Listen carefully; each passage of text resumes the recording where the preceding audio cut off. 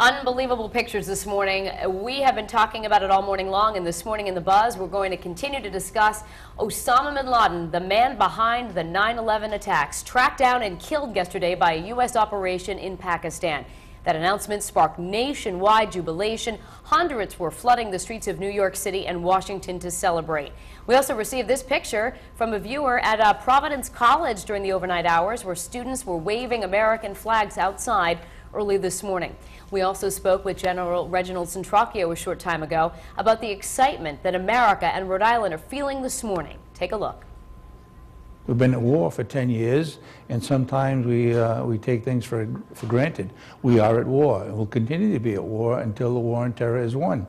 This is just one of those times when we need to celebrate, but be cautiously optimistic. It's one of those few days you get to rejoice and you know that justice is a real thing. I'm proud of the guys that were willing to go out there and take care of business. To feel excited about somebody's death is a weird feeling, but when it comes to him, it's all right.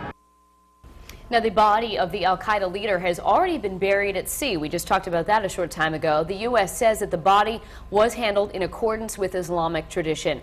Officials, though, are concerned about al-Qaeda striking back. The State Department issued a worldwide travel alert for U.S. citizens.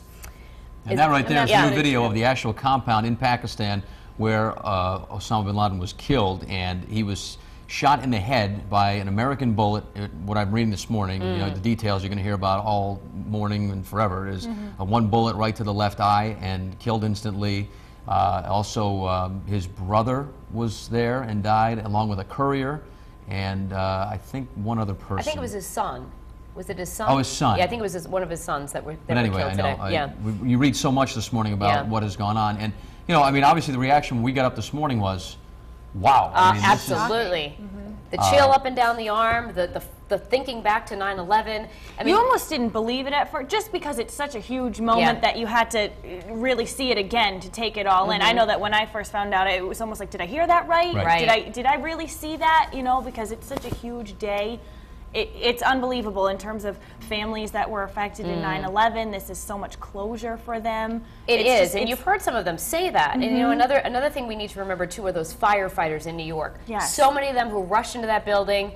So many who never made it out, and I saw this just haunting shot this morning of, it was like 10 firefighters all sitting. You just see the backs of their firefighter jackets, watching a monitor. It says Osama bin Laden killed. Times Square. I mean, just imagine being at one of those firehouses in New York City today. I mean, just a mix of emotions, I would imagine. You know? See FDNY on their backs in the picture. You know, obviously, this is a great step in the battle against terrorism, but there's some things that I'm concerned about. Initially, is the fact that, you know, does this stir up the beehive? Because there are a lot of people that still support this guy, dead or alive, that will die for this guy. Even if he was dead or alive, you wonder what the ramifications of this thing will be. The other thing that I'm concerned about is Pakistan. I mean, here's a country that's kind of an ally of, I use ally softly here, that word loosely, because they're not really a direct ally. If we went to war, they wouldn't jump on board with us, but you know, we do have a relationship with them, and we're fear of they have nuclear weapons that we have no idea that if they even know how to handle those things, and you can't really tick these people off too bad because you never know what kind of cuckoo mode they might go into, but they, you know, aiding and abetting a terrorist. They've had this guy, they had to know this guy was here. I mean, this is like living in the Breakers mansion, you know, in downtown Islam, or like just on the outskirts of Islam. Well hidden, no, you know? No. So you wonder what happens with the relationship with that country. I always find it amazing thinking back about this whole needle in the haystack. It's like, he really was a needle in the, you think about it, with 5 billion plus people in the world, so many different places this guy could be. It is really amazing when you think they were finally, even though it did take 10 years, pinpoint where he was and get him in the end. Well, you know? even with Saddam Hussein, he was underground. You know, it was just so many ridiculous places that he could have been. He could have been in a mountain, in a cave, underground. It's just, we thought he was in a cave, remember? For all we knew. For the longest time. Well, he was for a time, but it's like we were almost looking in the wrong places, it seemed like, for a while, and all along he's been in this compound for a while, they're saying. So you know what? The guy, scum of the earth, and it's good that he's gone, because there was nothing good about that man. No, and it's definitely a step for a lot of people, like we mentioned, closure and something. It's hard to believe kind of coming to terms. Yeah, it's hard to believe you're actually like celebrating someone's death. It does feel odd. You know, this guy, given the circumstances, I think. Man.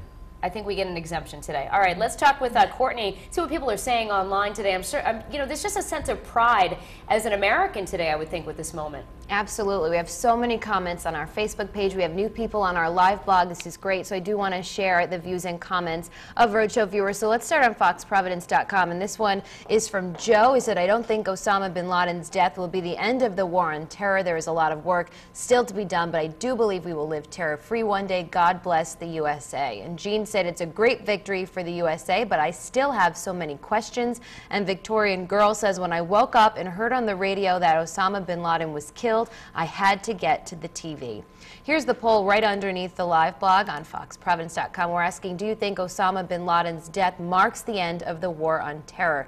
A, yes, we got our man. B, no, it's about more than one man. Or C, not sure. And we have a whole page devoted to this story if you guys do want to catch up and read some of the articles today. And on our Facebook page, Ashley Evans says, I sure hope so. I just hope Al-Qaeda doesn't decide to strike back.